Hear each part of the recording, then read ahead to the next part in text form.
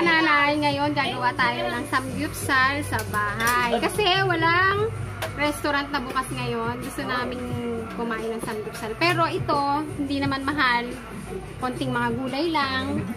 Tsaka konting mga homemade ko lang. Pakita mo na yung mga... Ito, ano to? Dapat to pang barbecue ito, to, diba? Dapat ito pang barbecue ko, iihaw natin. So, hindi na natin ihaw. Gagawin na natin siyang samgyupsal. Ngayon, mayroon kaming rice, tas meron kaming homemade na sausawan. Tapos, ito, ginawa ko lang to. Yan. Beef, sabi natin ng mushroom. Ayan, may Samjang. garlic. Sesame oil with salt. Kimchi. Garlic. Pag nahihilo ka na sa taba. Ayan, tapos may bulgogi sauce. Tapos may beef. Tapos, syempre, may Okay ano, ng gulay. may gulay, pati may mushroom. Ayan. Magsikainan na tayo. Guys, mga nanay. So, kakain na tayo.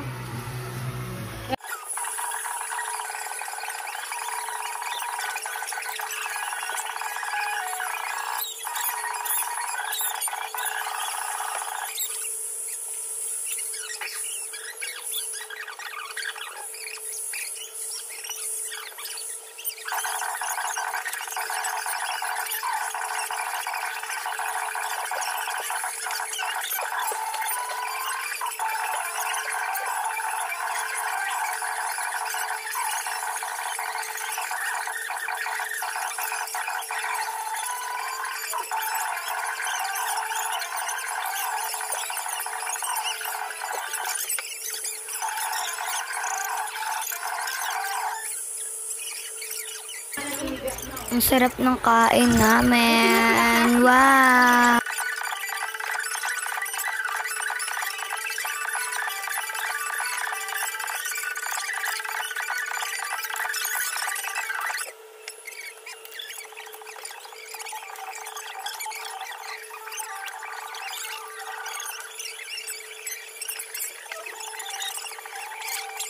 Guys, so ayun, tapos na kami mag-samgyup sa bahay. Masaya na sila, busog. Diba? Mura-mura lang yun.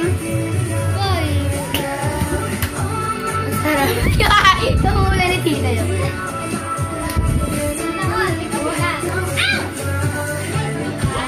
Nalipat na din doon yung